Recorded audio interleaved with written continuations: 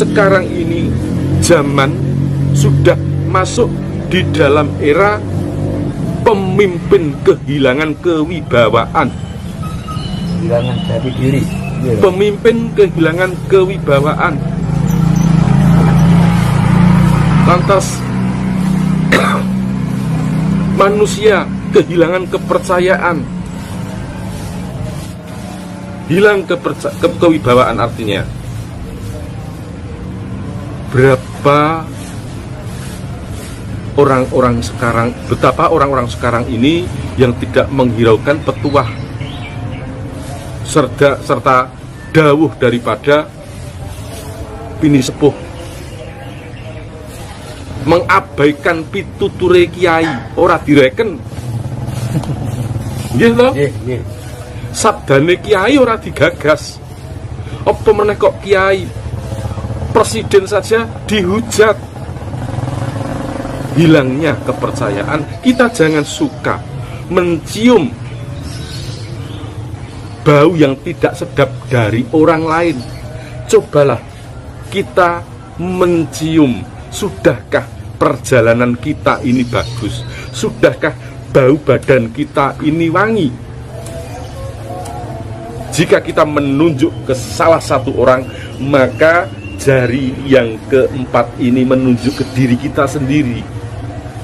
Inilah yang seharusnya kita pelajari sebagai ajaran murni, ajaran budi luhur. Namun tidak berarti ingkar daripada ajaran Rasul. Sebenarnya mudah. Satu adalah berserah diri kepada Allah Sang Maha Pencipta.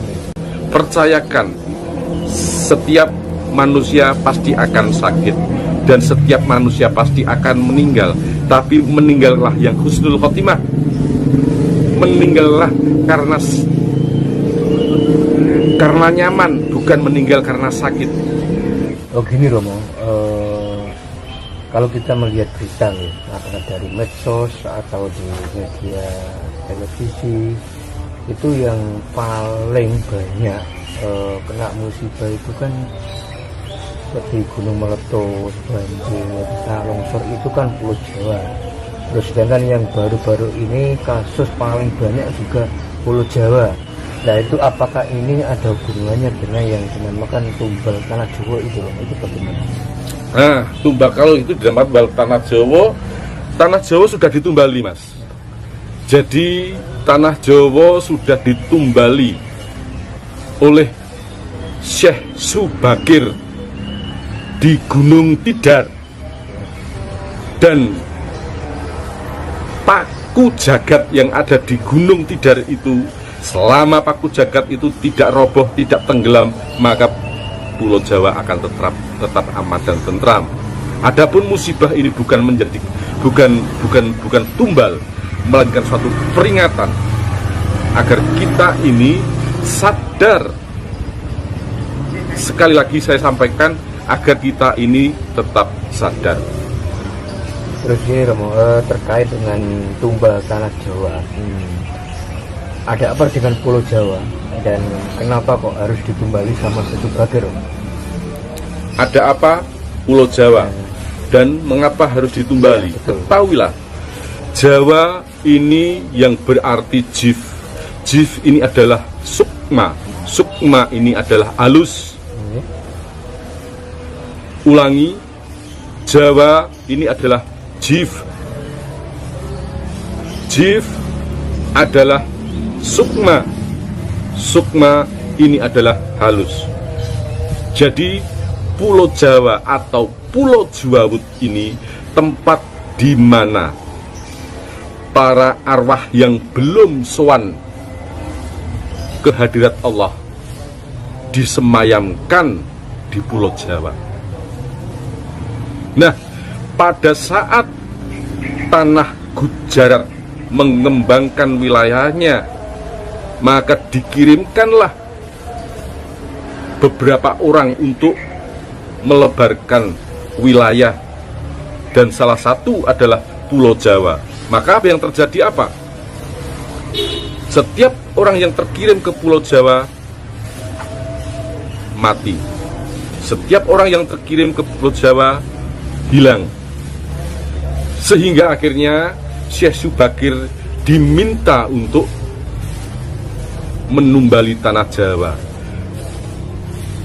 Sehingga terjadilah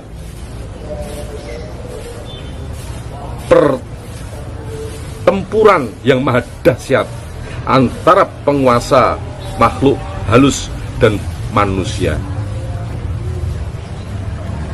Pulau Jawa yang tadinya mengumpul menjadi satu, terbelah menjadi beberapa bagian, sehingga muncullah gunung-gunung Mahameru, Bromo, Kendeng, Kumitir, Merapi, Merbabu, juga Gunung Merapi, Gunung Slamet, dan gunung-gunung yang lainnya merupakan tempat kedatonnya para arwah-arwah itu ditempatkan di situ. Nah, pada saat inilah Pulau Jawa akhirnya tentram, aman, menjadi tanah subur yang loh janawi hingga disebut loh jinawe. Nah, di sini banyak para penduduk-penduduk mulai bermigrasi, berdatangan menjadi kita-kita semua ini. Jawa Katulistiwa, Jawa Laksana Surga, di mana apapun yang dilempar akan tumbuh menjadi bahan makanan. Ini Romo, terkait dengan perjanjian Sabtu Palon itu kan ada yang mengatakan itu ada hubungan juga dengan Eyang Semar, benar ya Romo? Ya betul. Yang saya tanyakan Romo, apakah Eyang Semar itu merupakan sosok daging seperti kita ini, apakah hanya merupakan gambaran? Menurut pandangan Romo itu bagaimana? Jadi kalau sebagian orang, kami tidak menyalahkan bahwasanya Semar itu ada yang beranggapan Semar itu ada. Bahkan nyatanya di Gunung Lawu juga ada Paseban Klampis Ireng yang dipercaya sebagai Sanggar Ismoyo. Bahkan di mana orang-orang yang ke sana juga pernah mengaku ditemui oleh sosok Semar. Lantas bagaimana bentuk Semar itu?